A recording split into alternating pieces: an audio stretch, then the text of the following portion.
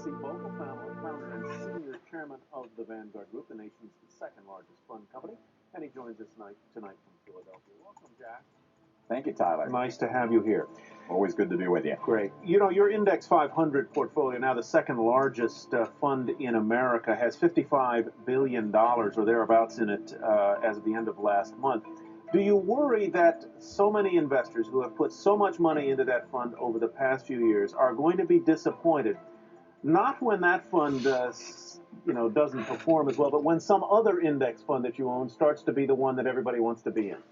I worry about it a good bit.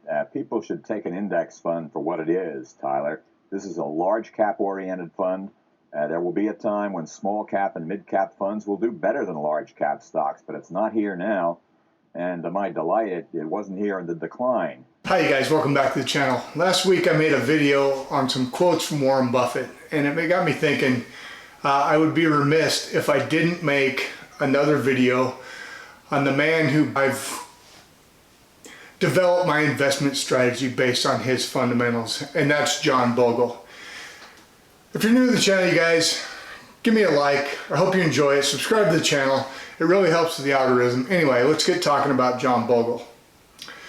John C., or as he's known to his friends as Jack Bogle, was born in May of 1929 at the beginning of the Depression. Now, his family had some money, but they had some trouble in the Depression, and they lost all their money. They even lost their home, and their family was forced to go live with his grandparents.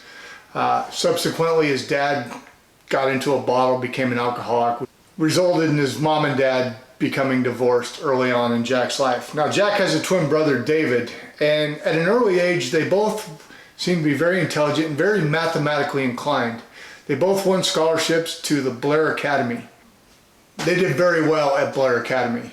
So well that Jack actually got himself a place at Princeton University, where he studied economics and investment. Now, during his time at Princeton, John really looked hard at the mutual fund industry.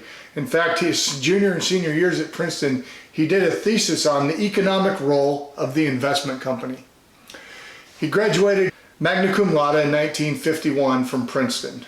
Now, he knew right away he wanted to work in either banking or into the investment world. So he got a job at a company called the Wellington Fund. Jack worked there from 1955, extending the ranks all the way up to chairman. In about 1970, he was the chairman of the Wellington Fund, and he made a bad merger, which resulted in the fund losing some money. He was subsequently fired from the Wellington Fund.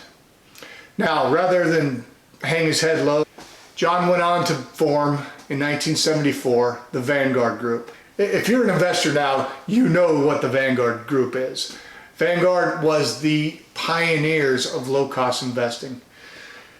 In 1976, John formed what was known as the Index Investment Trust, which later went on to become the Vanguard 500 Index, the very first index fund available to the general public in 1976. Now, John took a lot of heat from the investment world. Mutual fund managers said, how can an index fund perform as well as us? The S&P is the one I used, just because it was really the only known index at the time, but also because we thought the big entree here was into the corporate pension market. And every single one of those retirement plans is looking at the S&P 500. So call that a competitive response. We could have used the total stock market as the index. It was, while the S&P goes back to 1928, I think the Wilshire, but now they've extended it way back to 28. But then in those days, probably went back to about 72. So it was not an option I really even thought about. We used the S&P 500, and after about its 12th year, it became apparent that while it had a high correlation with the total stock market, probably 98% or something like that, still those large cap stocks in the S&P 500 accounted for about 85% of the market, and that left 15% in mid cap and small cap, roughly 10 in mid cap and 5 in small cap. Some investors want the 500. My preferred index fund happens to be the total stock market, which includes large, medium, and small stocks. But his basic mantra is this: select low-cost funds, don't try to beat the average, be average, keep your costs low, invest long-term, and you're going to win. What do you really mean by time is your friend? Well, we have the miracle of compounding working for us. When you invest over 20 years, 30 years, 40 years, 50 years, today's young people, an investment lifetime is probably 70 years. Their life expectancy today is, if you're 20, it's probably 90.